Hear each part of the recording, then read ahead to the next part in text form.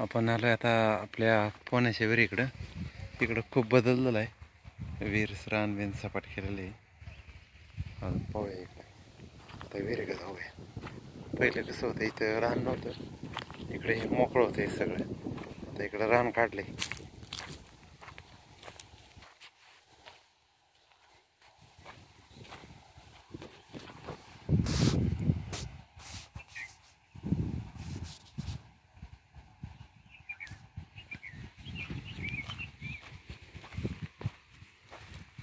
विहिरीला किती पाणी आहे बघू.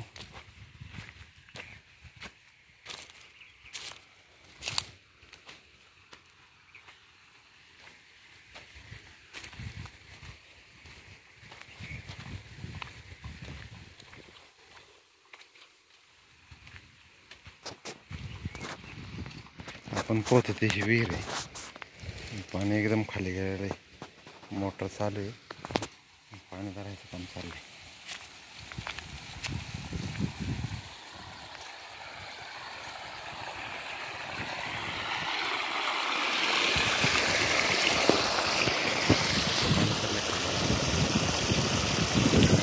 चांगलं वाढलं विहिरीत आपण पोहतो.